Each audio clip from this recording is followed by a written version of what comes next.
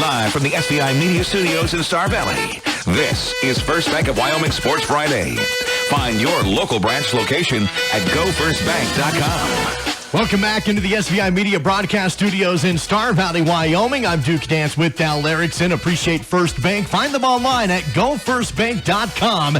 That is gofirstbank.com. Wanted to return to wrestling with the region tournaments happening this weekend and the state tournaments next weekend at the Ford Wyoming Center in Casper, but not necessarily focus as much on what's happening over the next few weekends, but what could be happening over the next couple of months. Joining us live on the show now this morning is Jessica Brenton. Jessica is the director of female wrestling with the Wyoming Amateur Wrestling Association. There we go. Jessica, hey, good morning to you. Thanks so much for joining us today. Good morning, guys. How are you doing today? Doing great. Thank you for joining us today, and kind of give us a rundown. Where does Wyoming stand as far as this goes? So the Wyoming High School Activities Association needs 8 schools to get their superintendents and their athletic directors to send in sanctioning paperwork to the board. And then once that happens, then they'll proceed to move girls' brackets and girls' state to their own division. We're at 7 schools currently. So I understand that's probably going to take a board vote and everything like that. But Jessica, once that takes place, I'm sure you've got to be pretty confident that it's going to happen, right? I mean, it looks like all roads are leading towards being sanctioned. Yeah, I have been constantly sending emails and checking up with the board, and they told me that it is just a matter of time before it happens, but it is going to happen within the year. Talk to us about the growth of girls wrestling, especially over the last, 5 to 10 years or so, because it used to be kind of an outlier when it came to having girls on a wrestling team, and there was, guys and girls competing against each other, which still happens to some degree. But where did the real growth come from to promote this as its own thing, as its own sport and its own sanctioned body? Well, I grew up wrestling, and I wrestled boys my entire life, and then I went to Canada and wrestled, and that was the first time I was on a girls' team, and I just saw how many girls that wrestled up there and how many opportunities they had. They taught, girls wrestling in the elementary schools and all of that, so I came back and I joined the position of being the women's director for the state of Wyoming, and I kind of just took all of these girls that I had. I had one the first year that I was in this position, and she was awesome and All-American, and she wrestles in college right now, actually. Then the next year we had 6 girls, and then the next year we had 15 girls, and then the next year we had 25 girls, and then COVID hit, so it kind of took a little break on that. But then this year has completely exploded. I think the coaches have gotten a lot behind this movement, so I think that's a big help. And I think just having everybody talk and having everybody, including the fans and the spectators behind it, is helping a lot.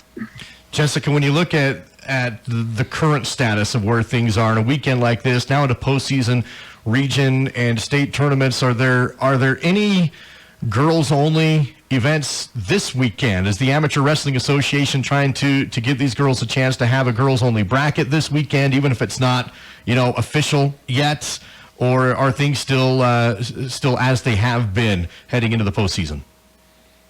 So this weekend there is not a tournament, but next weekend there will be the first Folk Style High School Girls State Tournament in Casper. It's going to be the day right after state, and it's through USA Wrestling in Wawa, so any girls can sign up for it as long as they have a USA card and they're current on their state sports.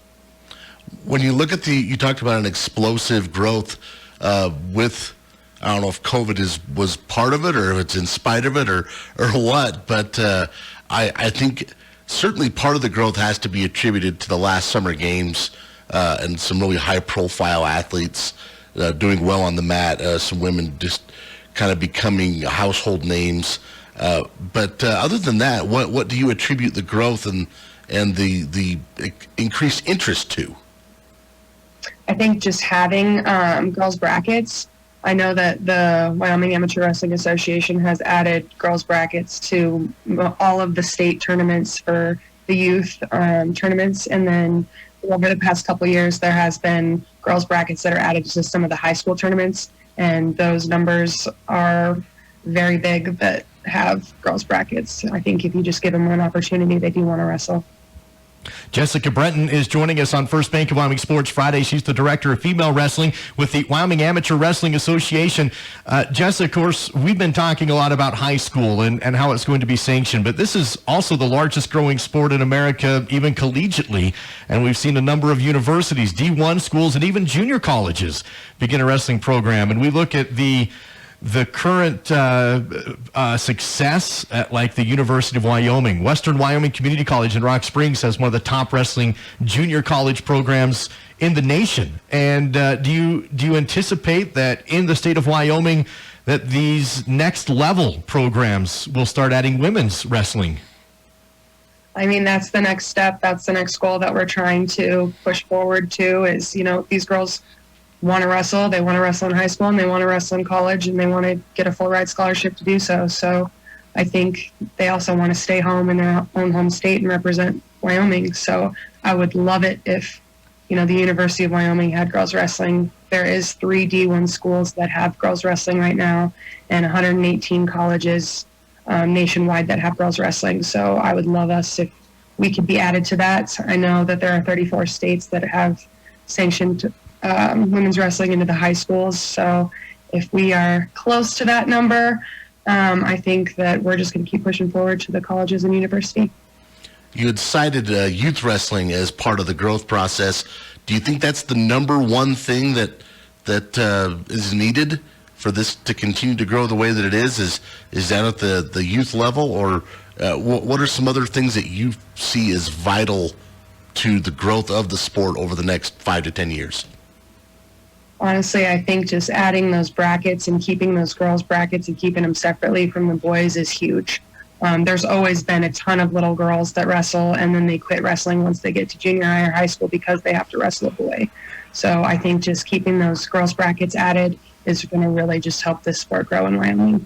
Well, Jessica, certainly appreciate your time. Thank you for joining us today on First Bank of Wyoming Sports Friday. What is your message as a pioneer in this sport? You mentioned how you wrestled against the boys in high school and then finally got the taste of the girls-only brackets in Canada.